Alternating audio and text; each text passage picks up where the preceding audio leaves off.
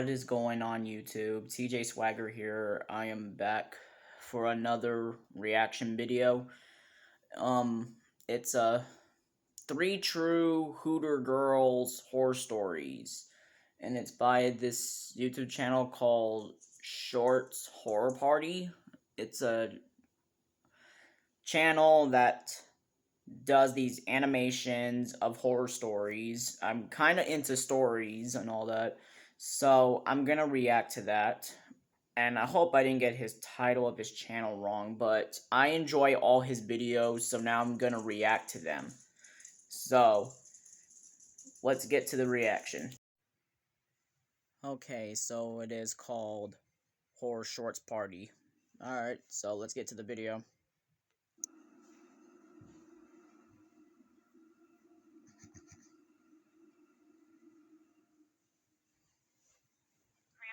Hi, what's the address? It's 12150 Research Parkway. And tell me what happened. Oh my God. I was driving into work, parking my vehicle, and this gentleman, he's lying on the ground next to her. Okay. Oh my God. Where are they? Are they in the parking lot? They're in the parking lot. Can we tell if they're breathing or? Oh my God. I don't know, ma'am. I can't go closer. Yes. Okay, come on. Calm down, okay? And so you're on your way, right? Yeah, ma'am, I need to stay on the phone, okay? Stay on the phone. Let all of what I am about to say be a warning to everyone who hears this. Hold your loved ones close. Keep them safe. Do whatever you have to do. Just don't let them get hurt. There's a whole terrible world out there full of sickos, stalkers, and violators, and most of them are hiding in plain sight. But for as long as the people you love are safe and sound and by your side, the world isn't so bad. It's only when that all gets taken away from you that the world becomes a dark, cold, and lonely place of constant suffering and endless despair. All of it started when she started working at Hooters. We were just dating at the time, but we'd been into each other for a while. I didn't really like hearing that she started working somewhere so exploitative, but it was her decision, and it wasn't like I didn't trust her. I was just too concerned for her safety. It turns out that my worries were well-founded. I'd give anything just to go back and find some way to keep her out of that horrible job. But at the time, when it really mattered, I didn't do anything. It didn't take long before I started to hear about the regulars at Hooters. To tell the truth, it always made my blood boil to hear about it. Those neck-bearded creeps who come in almost daily and chat with the waitresses and pretend their little crushes are going to get them anywhere. Liz, on the other hand, didn't seem to mind at first. I'll have a sloppy feast between them cheeks.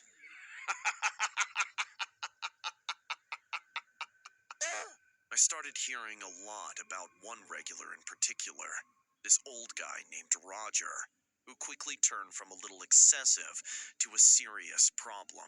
Liz said he used to be so charming that they actually had some kind of minor friendship going on. But of course, Roger took that out of hand. He asked her for her phone number almost every day, but she never gave it to him. Instead, she gave him an old email address that she never used just to appease him. At some point, Liz said she agreed to give him her work schedule, because he preferred to be served by her over anyone else. Whoa, don't you think that's a little private to be giving away? He's gonna come in every day anyway. If he wanted to know, he could just figure it out. Why not save him the trouble? Yeah, but it's just, don't you see why it's weird for him to want to know that in the first place? I guess working at Hooters makes you get used to a lot, because that seemed to be the first moment in which she really caught a strange feeling from this guy. Unfortunately, by then, it was probably far too late. You know the old saying about throwing a dog a bone. Things only escalated from there. Roger would hover around her and follow her to her car, and even try to ride home with her. Then, he started getting handsy, trying to reach for Liz's waist while they were talking. and getting very aggressive when she didn't allow him to put his hands on her. That, of course, is very much against the rules of Hooters, so Liz threatened to throw him out of the restaurant over it. I can still hear the conversation in my head, the way she relayed it back to me. I'm more of a loyal customer than you'll ever get. Do you know how much I tip every day? I shouldn't be treated like this. This isn't a brothel, Roger. Just because you tip a lot doesn't mean you get to treat me like a piece of meat. After that, Liz put in a word with her managers at Hooters, trying to get them to ban Roger from the establishment altogether. But they didn't listen to her, of course. They reprimanded Roger about the rules, but they were worried that if they started banning regulars, they'd lose their whole customer base. Just goes to show what Hooters really cares about. That's around the time that Liz remembered the email address she'd given to Roger. When she opened up the inbox, it was filled to the brim with hundreds of manic messages, calling her horrible names and accusing her of being a liar, and this and that, and all sorts of deranged stuff to say about a sweet girl like Liz. When Roger kept showing up at her work and harassing her every day, she went to the police and showed them all the emails. But they just shuffled her over to the information desk, where she filed a report that would probably collect dust without ever being looked at once. When the police ignored her too, that's when she finally quit Hooters. We thought we were done with all the Roger drama right then and there. Our lives were starting to take off together. Liz started a new job as a teacher, something she'd always wanted to do. I even proposed to her, as we were getting out of college and it felt like the right time to start sealing the deal. For a few months, things were pretty idyllic. Life was shaping up to be pretty nice, but then Roger showed up once more. Somehow, beyond anyone's ability to guess, Roger found out where Liz was working and started harassing her there too. The emails continued, of course, and they only got worse. Roger started sending threats and ultimatums, demanding to have her. With Roger showing up to the school she worked at, she didn't want to put any of the kids in danger by having him hanging around, and I was ready to get as far away from him as possible. So that's how we decided to move across the state to Orlando. It wasn't the greatest thing to have to do, but it helped us feel safer.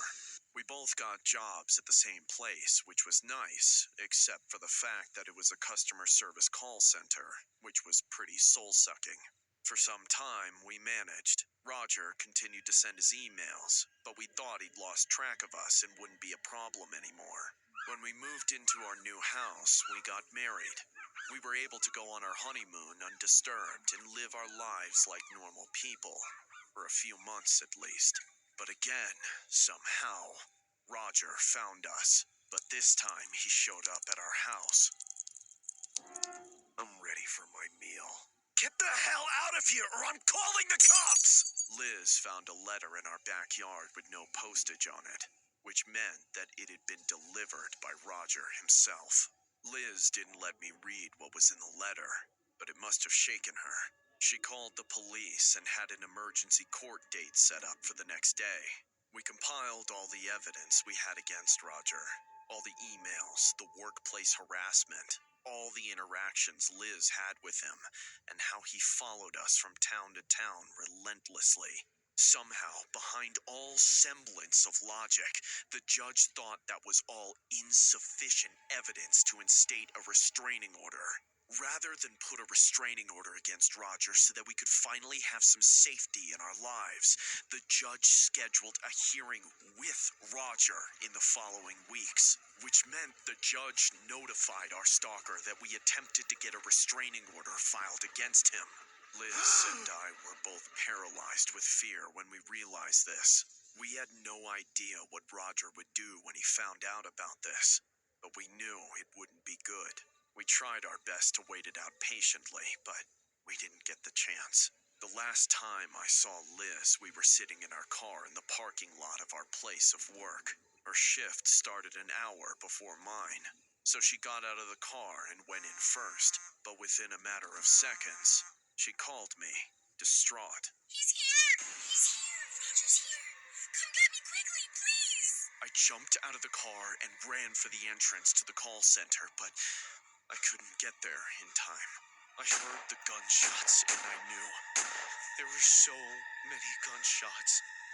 It was like each one shattered my soul and then crushed the remaining shards into dust.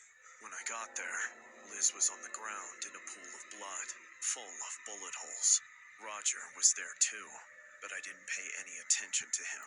His brains were splattered across the pavement, but I had no time to rejoice. The love of my life was dying right before my eyes. Somebody call 911!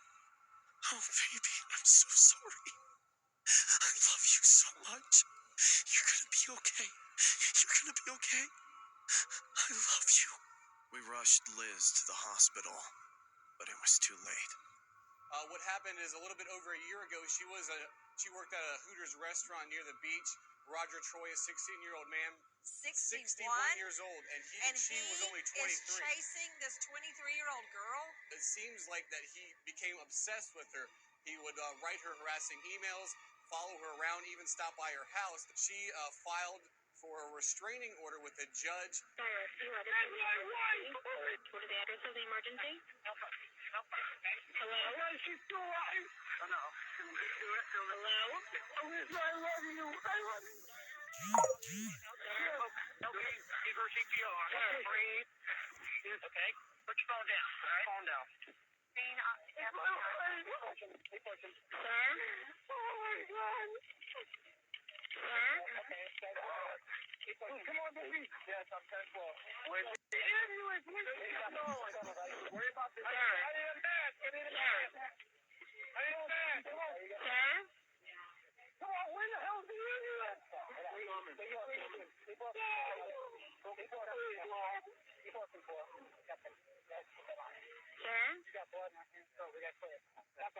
Come on, somebody help.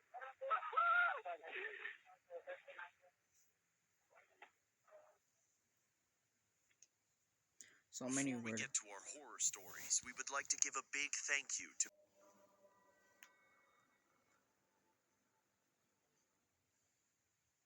I used to go to Hooters all the time.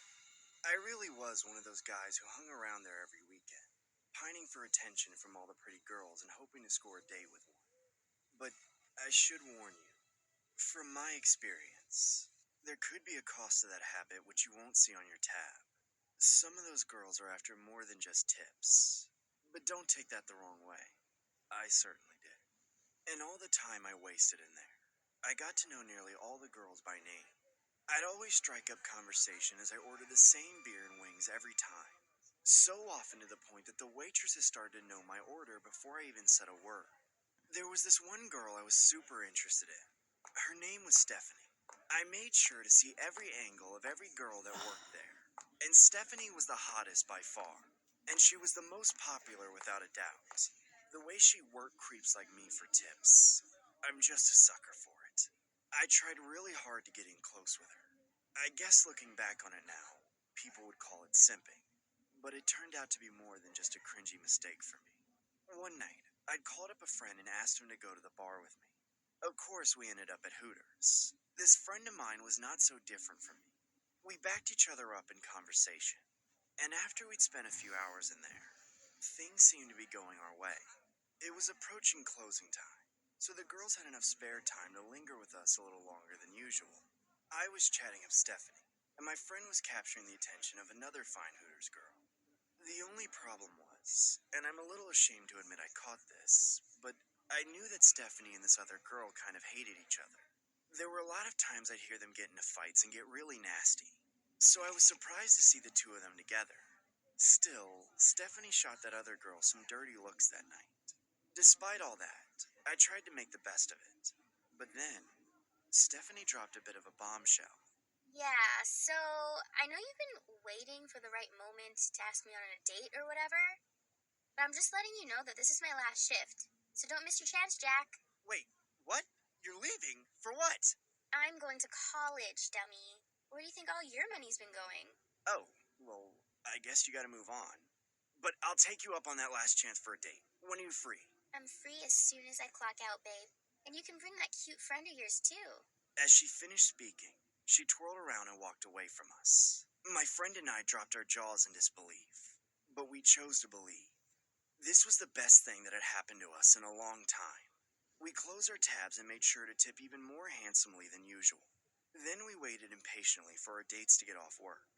Finally, we all joined up and left the restaurant, then piled into my car. I remember my head being a mess right about then. With the beers in my system and the girls in my car, I was distracted.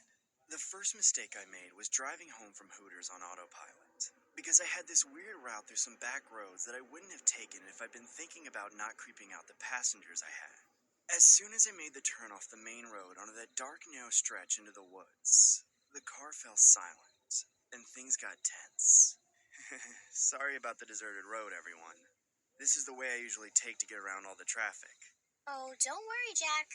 You're doing just fine. I was a little confused as to what Stephanie meant by that, but before I could even ask, something else came up.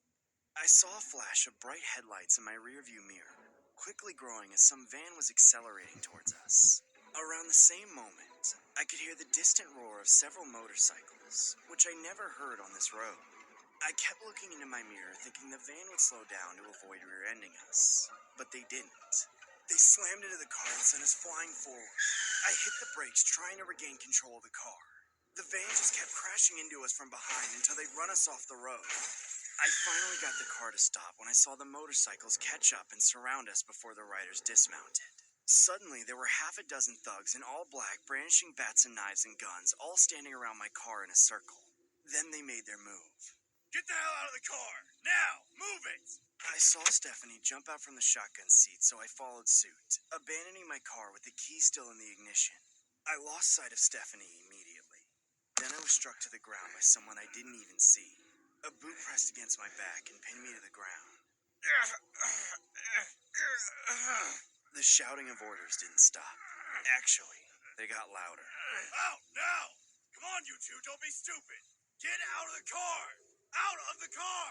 We're warning you! Get out now! I turned as far as I could to see, and my friend and the girl he picked up were still in the back seat of the car. They were trembling in fear, just frozen for some reason. No matter how many times they were told to get out, they just didn't. One of the thugs smashed the window. Another window shattered, then another. And at the same time I could hear all that, I also heard glugging and splashing, like somebody was pouring water all over the ground. For a second, nothing happened. I thought they were getting out, but then I heard glass breaking again. And this time it wasn't a window. It must have been a bottle. A huge fire erupted from the car. It lit up the scene in an orange light, and I could feel the heat of the fire on my face even as I was pressed against the ground. Then I heard them screaming, burning alive in my car.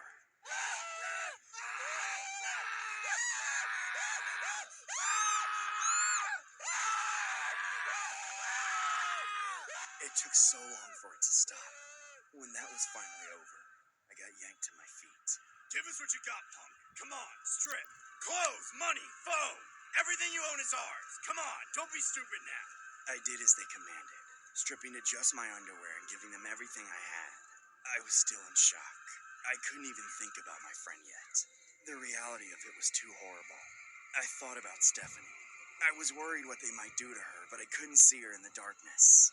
Not until all the thugs finally let me be and climbed back into their van and got back on their motorcycles and sped off into the night. The last motorcyclist waited for Stephanie to climb onto his back before disappearing. She looked back at me and winked as I could feel my blood boil. She had this planned all along. No wonder she said today was her last shift. And that, my friends, is the real cost of creeping at Hooters. Your belongings, your friends, maybe your life. Crazy. That's why people say, watch out, there's so many weirdos out there.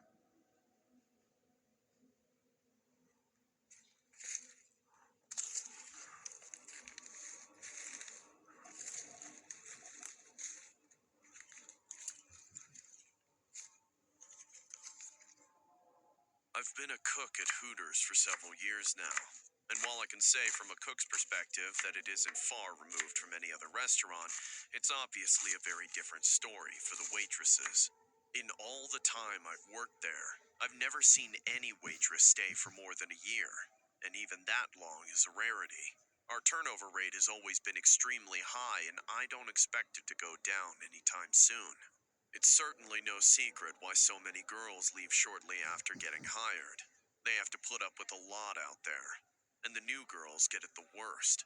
It's like the creeps get off on singling them out.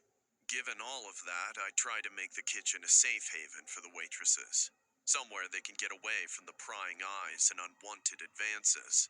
I do my best to crack wholesome jokes and strike up conversation that hopefully reminds them that not all of humanity is represented by the scum that comes to Hooters on a regular basis. And the whole time I keep my eyes on the grill. It never seemed to be enough, though. Whenever I'd start getting to know somebody, they'd suddenly quit without notice. It started to hurt my feelings, to be honest. Don't get me wrong, I've never had to go through what they had to go through, but it always felt just a little rude to leave us short-staffed without warning. Especially since it wasn't that they would just quit. It was like they skipped town entirely, ghosting everyone so that nobody at the restaurant could even get a hold of them. At least that's what I'd hoped was happening. However, in the last year or so, something entirely more disturbing started happening. The rate of people quitting got worse, seemingly out of nowhere. I had my suspicions, but I didn't want to believe it. But once the police started coming to the restaurant with a barrage of questions, I had to face it. Those girls were really disappearing. Nobody had heard from them, and the last place each of them was seen was the Hooters. Somehow, the suspicion fell on me. The girls around here say you're very friendly with the staff. What's a man of your looks doing expressing interest in girls like these? It's nothing like that, sir. I'm just trying to be a nice guy, you know? Oh, so you're a nice guy, huh? No, I didn't mean it like that. I'm just... All right, you're gonna have to come into the station with us. That's right. They arrested me. They had me profiled as some sort of incel extremist. They held me at the station for a full 24 hours, berating me with the same questions over and over again.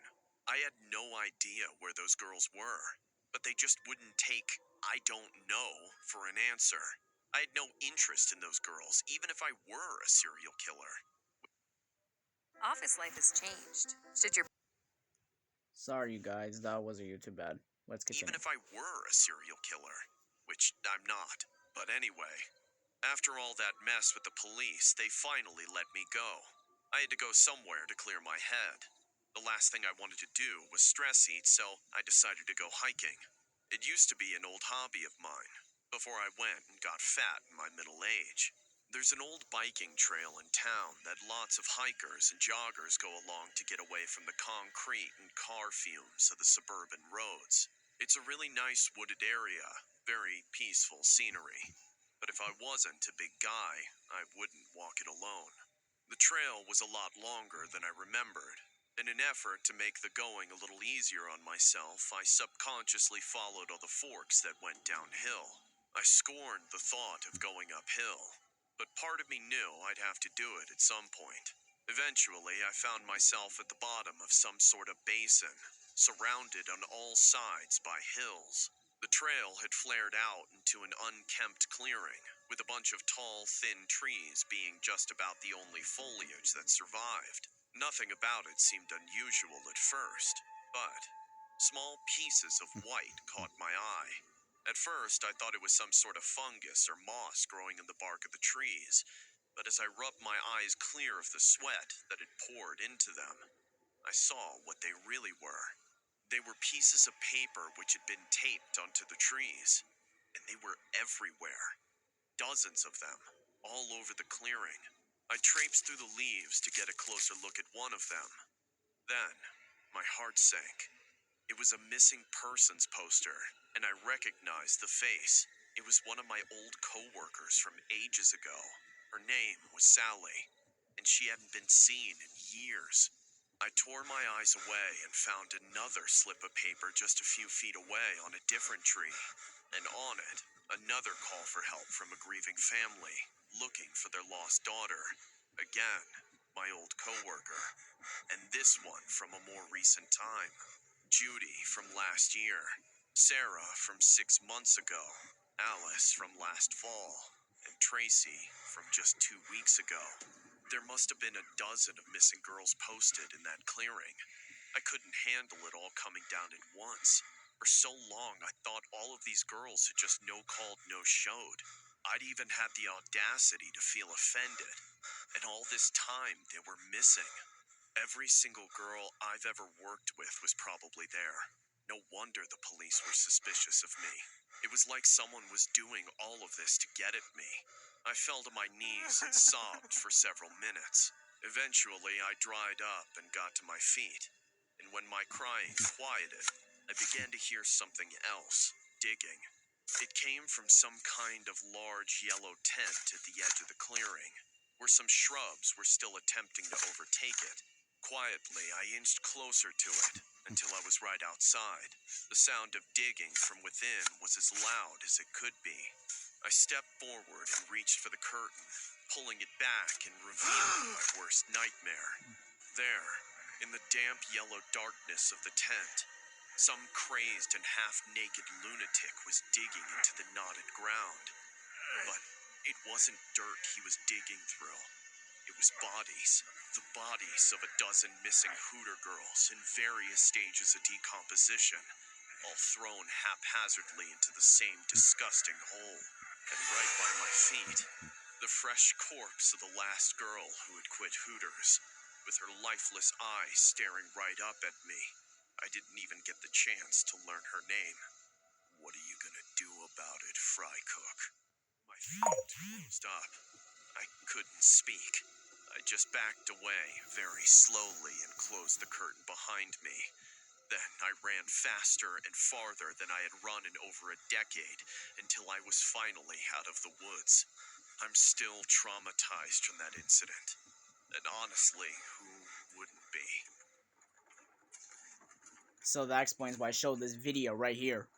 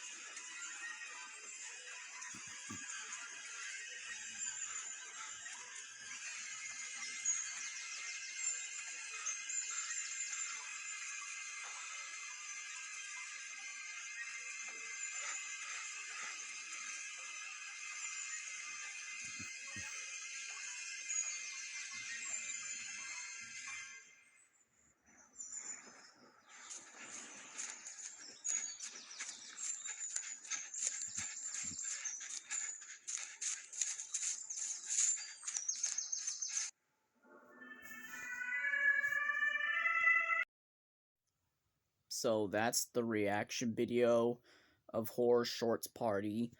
And those photos and videos and audio records that you've seen, those are the ones, they were the victims and the victim's boyfriend or friends about what they experienced. And then all that was evidence and everything.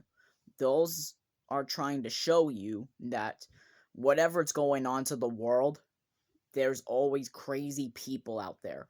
That's why, number one, always carry protection with you. Number two, always be with a buddy system. And then number three, make sure you be aware of your surroundings. Because even during day or night, there's always a weirdo out there. So to my warning to everybody out there, be aware. And then I hope you guys enjoyed the reaction video. Please like and subscribe. Turn on the bell notification so you don't miss another video. Tell your family, tell your friends to support this channel. And as always, I'll see you guys in the next video. Peace. And be careful.